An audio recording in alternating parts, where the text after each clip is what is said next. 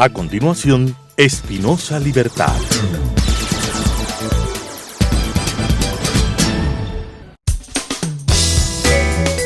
Clasificación A. Apto para todo público.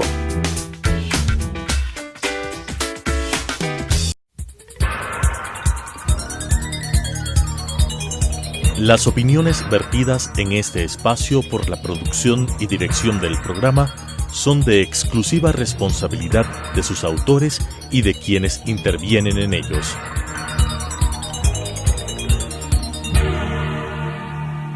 Telesucesos Canal 29 UHF presenta Espinosa Libertad, programa de entretenimiento, información y educación con la conducción de Luis Espinosa. Espinosa Libertad. Queridos amigos, bienvenidos a una Espinosa Libertad, una semana más, su programa favorito. Aquí estamos, esta semana quisiera comentarles un libro, porque bueno, en este periodo de confinamiento ha habido periodos de leer mucho, ha habido periodos de no leer nada, periodos de concentración, de no concentración, algunas personas han engordado, otras personas han adelgazado, ha ocurrido de todo. Y yo, por suerte o por desgracia, algunas semanas he leído mucho, otras semanas no me he podido concentrar en nada, y uno de los libros que he leído, porque a mí me ha interesado, y creo que es una llamada bastante entendida y una llamada a la trascendencia, a mí me ha interesado especialmente leer libros de religión o de concepción religiosa del mundo. Y he llegado a leer este libro que me habían regalado bastante antes del confinamiento, me lo había regalado un querido amigo y lo había dejado ahí entre las cosas por leer. Un querido amigo que es evangélico, es de fe protestante y varias veces habíamos hablado. Y este libro de Timothy Keller, Una fe lógica, es un libro de apologética. La apologética es esa ciencia que se educa, esa tradición, no sé si llamarlo ciencia, ese arte de difundir las verdades de la fe o difundir la fe, que hay una larga tradición de la apologética cristiana, y en este caso es una apologética de un pastor protestante, de una denominación neocalvinista. Eso marca bastante el enfoque del libro, que es parte de una iglesia en Manhattan y teniendo en cuenta que se puede entender que Manhattan, Nueva York, que es la cumbre de la modernidad, que ahí no hay cabida para la religiosidad, que es una cosa antigua del pasado,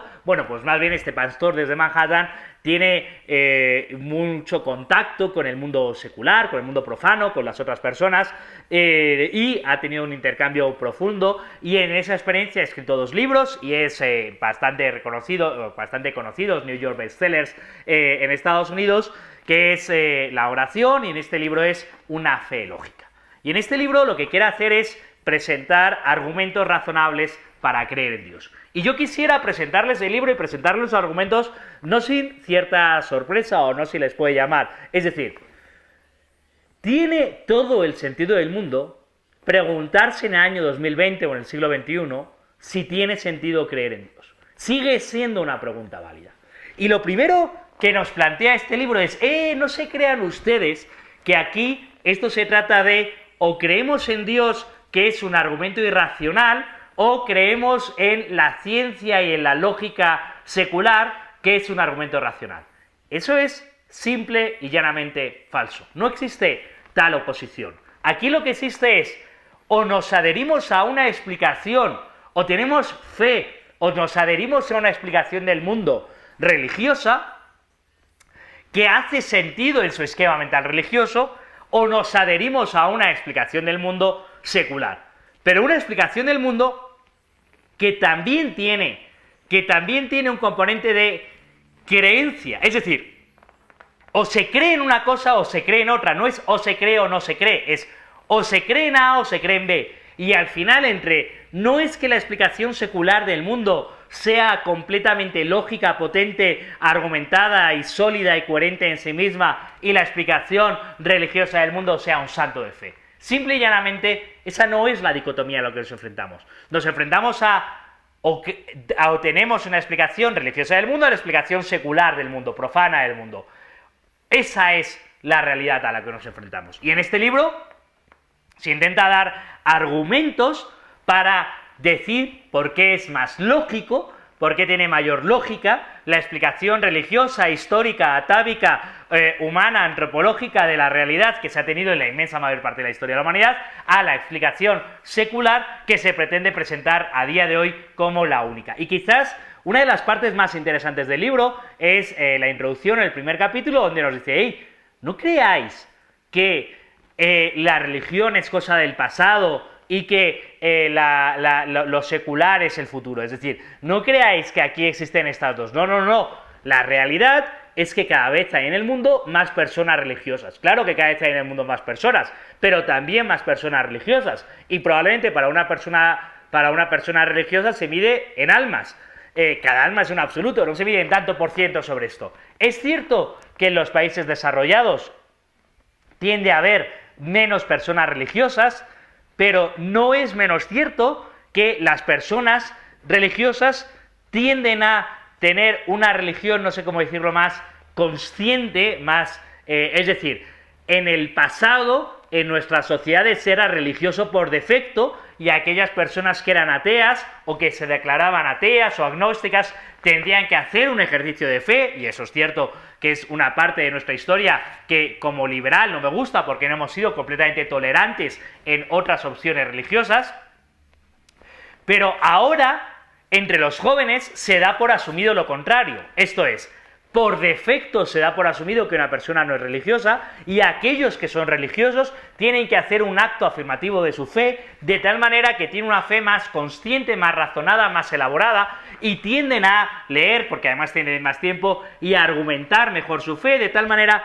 que tenemos una fe más lógica, más formada de lo que probablemente había en el pasado. Además, Keller nos presenta datos que nos dicen que no es verdad que las previsiones de secularización de nuestras sociedades, que se hacían hace 20, 30, 50 años por los grandes intelectuales ateos, que parecía que eran la vanguardia de lo que venía, no es verdad que se han cumplido esas previsiones. Y ya tenemos otros apologetas cristianos, podemos hablar de Chesterton, de Lewis, y también que nos anticiparon en casi 50 años o un siglo la apología del cristianismo ante sociedades seculares, y que ahora los podemos seguir considerando como grandes intelectuales o como predecesores. Es decir, no es verdad que los religiosos tengamos que dar por perdida la batalla, o que esto de la lógica o del debate público, y que la fe es algo del pasado y que es obvio que nuestras sociedades son seculares.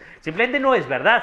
Hay transformación de lo que ocurre en nuestra sociedad. Además es tremendamente curioso cómo nuestra sociedad ha sido capaz de crear nuevas mitologías, y en esas nuevas mitologías son profundamente religiosas, ¿no? El Señor de los Anillos, Star Wars, Star Trek, Dune.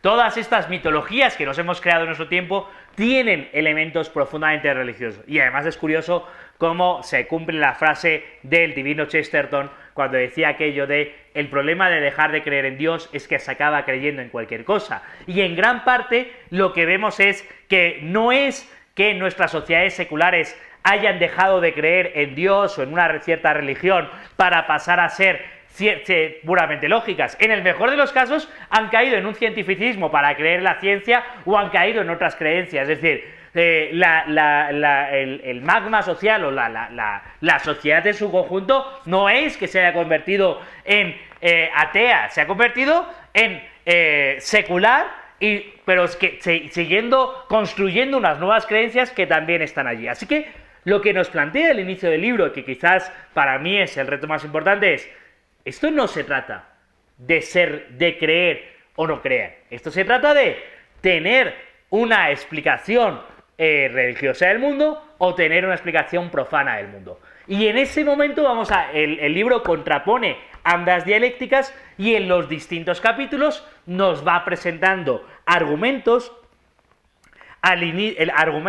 a favor o en contra de una otra visión de la realidad, de una otra explicación, de una otra cosmovisión, de una otra cosmogonía, de una otra presentación del mundo, de una otra filosofía. No sé cómo llamarlo, pero es la estructura mental que nos permite entender cuál es la religión o no. Y si en esa estructura mental ponemos el hecho de la existencia de Dios o el hecho del sentido de la vida, del sentido de la historia, del sentido de la realidad, de la trascendencia, que hace una direccionalidad, que es un elemento central de la religiosidad, de la trascendencia en el centro del sentido de la vida. Y los que lo ponemos, que históricamente hemos sido la inmensa mayor parte de los seres humanos, queremos reivindicar, queremos argumentar que los argumentos profanos, seculares, para entender el mundo son mucho más débiles que los argumentos. Esperemos que los argumentos religiosos que dan mucho más sentido, que dan una explicación mucho más profunda de la realidad que vivimos. Queridos amigos, en la segunda parte del programa quiero seguir comentándoles este maravilloso libro, Una fe lógica. De repente se acercó y me besó. Fue un impulso. Solo lo abracé, le di un beso en los labios y corrí. Porque yo tenía entonces 20 años y no pensaba casarme en ese tiempo. Le pedí su teléfono y no quiso darme. Creo que yo le gusté primero, seguro, ya que... Es un ángel. La conocí en una tienda. Fue en una clase donde la conocí. Y me dijo, tengo la mujer perfecta para ti. Y él sabía bailar, pero no muy bien. Era mi media naranja. Es mi reina, pero yo soy el rey. Le dije, te quiero preguntar algo, y ella dijo, ¿qué? Y de rodillas, yo... La vi reírse y temblar. Está muy apenada. No sé si dije, ¿te casas conmigo o quieres ser mi esposa? ¿Quieres ser mi esposa? Se me declaró en mi cumpleaños. Y ella dijo, sí. ¿Estás seguro? Perdón.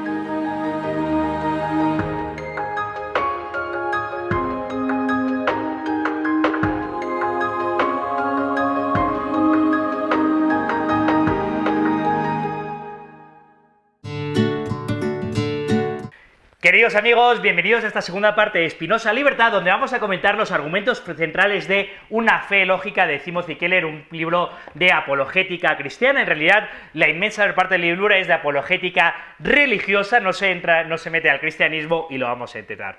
El libro se articula sobre una serie de capítulos que intentan contraponer las dos concepciones del mundo, que es la concepción religiosa y la concepción no religiosa. El libro, siendo americano, tiene esa virtud y ese defecto, en mi opinión, al mismo tiempo, de larga tradición en los libros de texto y en los libros norteamericanos, en los libros de ensayo norteamericanos, que es comenzar por lo más sencillo y articular hasta lo más complicado, pero en cierto modo a veces te da la sensación de que te están dando todo demasiado masticado. Es una larga tradición en los Estados Unidos, así que no lo voy a criticar. En la parte 2 del libro, que es la religión es más de lo que piensas que es, empieza por el capítulo 3, que es un sentido de la vida que el sufrimiento no puede quitarte. Y dice, la religión da sentido a la vida en el doble sentido de la palabra sentido. Permítame el juego de palabras. ¿Qué quiero decir? Sentido es una dirección y sentido es que otorga de estructura. Y en el fondo, el doble sentido de la palabra sentido tiene sentido. Esto es, que la religión te da una dirección y al darte una dirección articula una estructura de la vida. Y entonces la religión, al darte un sentido de la vida, es un sentido que no es circunstancial. Es decir, el dolor o el sufrimiento no deja de dotar sentido que le da la trascendencia, que es creer que la vida tiene sentido porque tiene trascendencia. Que esta vida presente que vivimos es solo una vida terrenal, no la más importante, que hay una vida más allá, y eso dota de sentido a nuestra vida y por tanto articula todo lo demás. Dice el capítulo 4, una satisfacción que no se basa en las circunstancias. Voy a leer los títulos de los capítulos para que se entienda que en esta segunda parte del libro lo que está haciendo en los capítulos 4 a 7 es refutar gran parte de los argumentos seculares. Es decir, es un reto a mi liberalismo, voy a explicar por qué, cuando dice una satisfacción que no se basa en las circunstancias, ¿por qué no soy libre de vivir como me plazca mientras no cause daño a nadie? El problema del yo, una identidad que no te destruye o destruye a otros, una esperanza que puede enfrentar cualquier cosa. Vamos a quedarnos antes de la esperanza. En estos capítulos lo que intenta hacer es decir, oye, la religión dota de herramientas o de arquetipos o de modelos o de guías para vivir la vida. Y claro, ahí en cierto modo se contrapone a mi liberalismo o al liberalismo tradicional. Y yo creo que Timothy Keller o las personas religiosas tienen razón. ¿En qué tienen razón? Yo estoy muy contento de que vivamos en sociedades cada vez más liberales. ¿Qué quiere decir cada vez más liberales? El respeto irrestricto a los proyectos de vida de los demás. Y cuanto nuestra sociedad sea más libre para permitir que mayor número de personas cumpla el mayor número de objetivos en su proyecto de vida, mejor. Mejor para mí, mejor para todos. Pero, y aquí viene un pero muy importante, el liberalismo es, en mi opinión, un punto de partida. El liberalismo es, en mi opinión, el permitir sociedades que se coordinen lo mejor posible para que cada uno persiga su propio proyecto vital.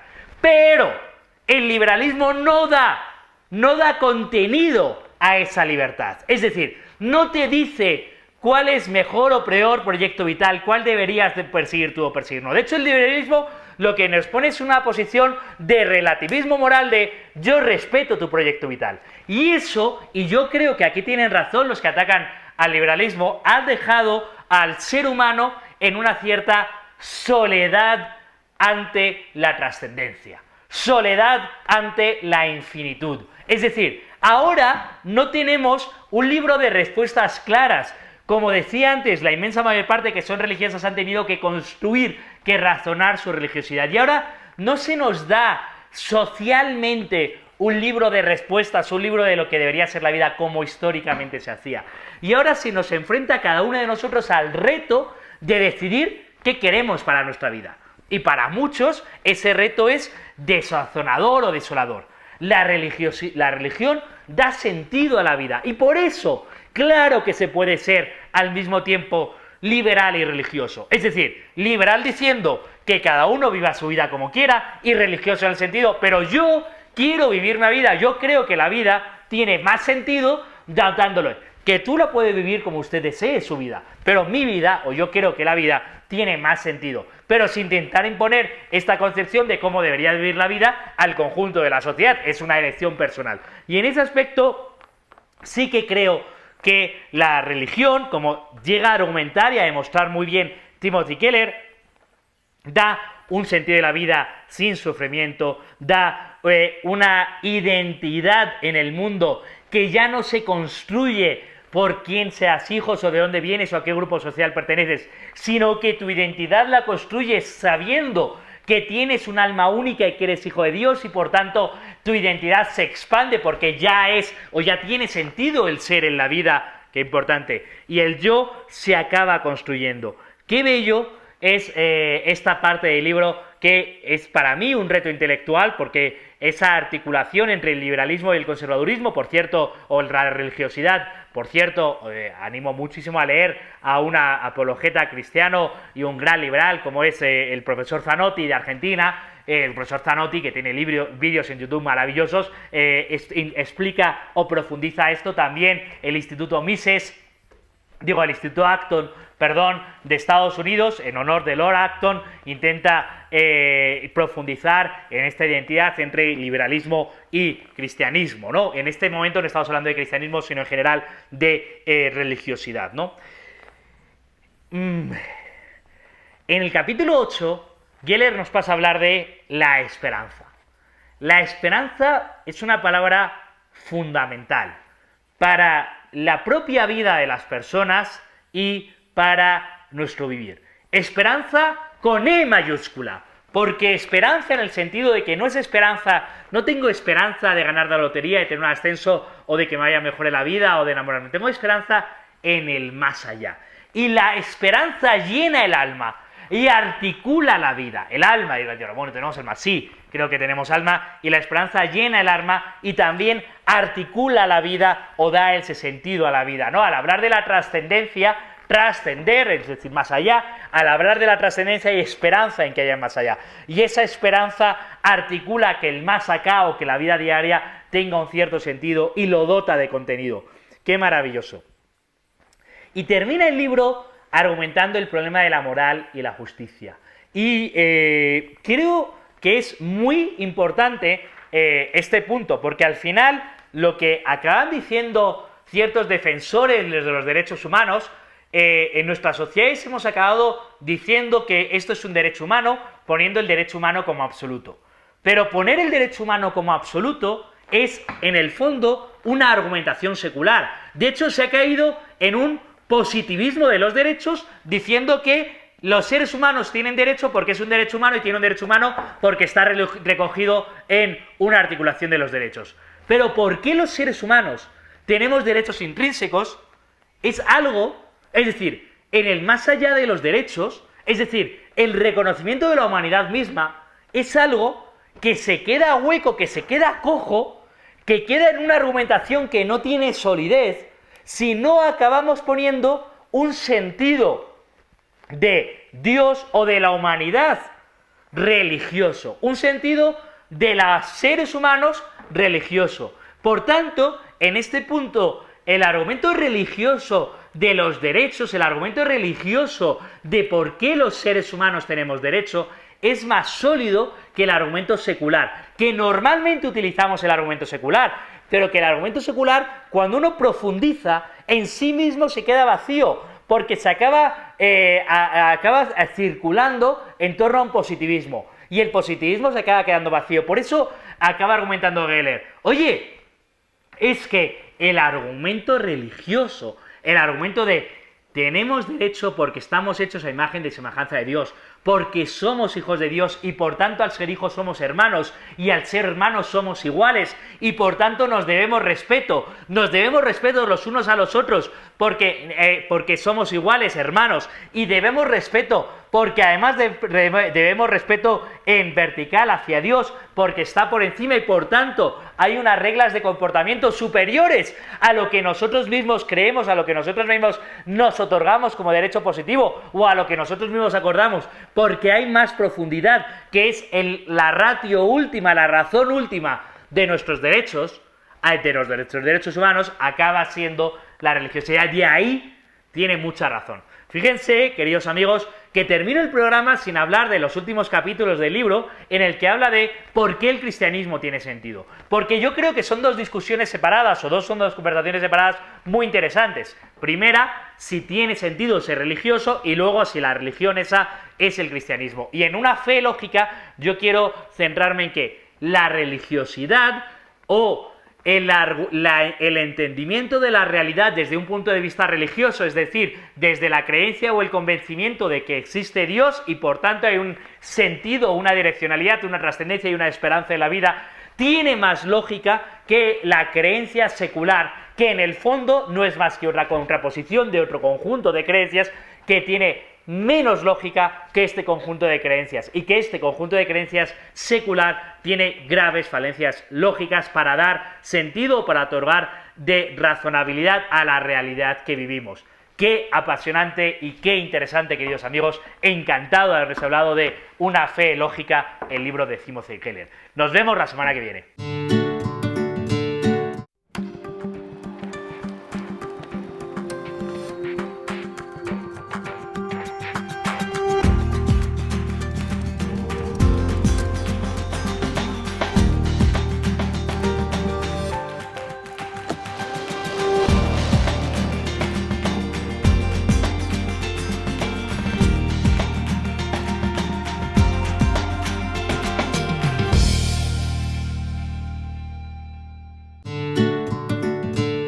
Queridos amigos, en su sección favorita de Espinosa Libertad vamos a leer un poema de un autor profundamente religioso como es Miguel de Unamuno, una autora que la cuestión de Dios le laceraba.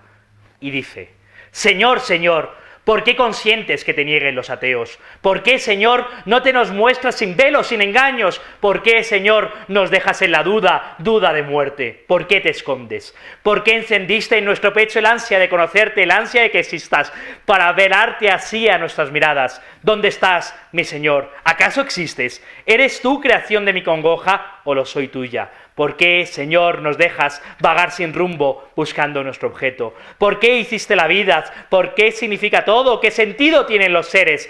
¿Cómo del pozo eterno de las lágrimas, del mar de las angustias, de la herencia de penas y tormentos se nos has despojado? Señor, ¿por qué no existes? ¿Dónde te escondes? Te buscamos y te hurtas, te llamamos y callas, te queremos y tú, Señor, no quieres decir, vedme, mis hijos. Una señal, Señor, una tan solo, una que acabe con todos los ateos de la tierra, una que dé sentido a esta sombría vida que arrastramos. ¿Qué hay más allá, Señor, de nuestra vida? Si tú, Señor, existes, di por qué y para qué, di tu sentido, di por qué todo. No pudo bien no haber habido nada, ni tú ni mundo, di el porqué del porqué, Dios de silencio. Está en el aire todo, no hay cimiento alguno, y todo vanidad de vanidades. Coge el día, nos dice, con mundano saber aquel romano que buscó la virtud fuera de extremos, medianía dorada, ir viviendo. ¡Qué vida! Coge el día y nos coge ese día a nosotros, y así esclavos del tiempo nos rendimos. Tú, Señor, nos hiciste para que a ti te hagamos, o es que te hacemos para que tú nos hagas. ¿Dónde está el suelo firme? ¿Dónde? ¿Dónde la roca de la vida? ¿Dónde? ¿Dónde está lo absoluto? Lo absoluto, lo suelto, lo sin traba, no ha de entrabarse ni al corazón ni a cabezas nuestras. Pero, ¿es que existe? ¿Dónde hallaré sosiego? ¿Dónde descanso? Fantasma de mi pecho dolorido.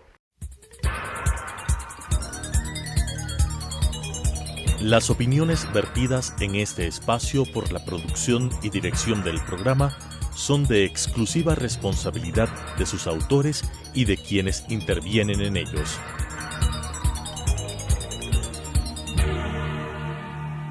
Telesucesos Canal 29 UHF presentó Espinosa Libertad, programa de entretenimiento, información y educación con la conducción de Luis Espinosa. Espinosa Libertad.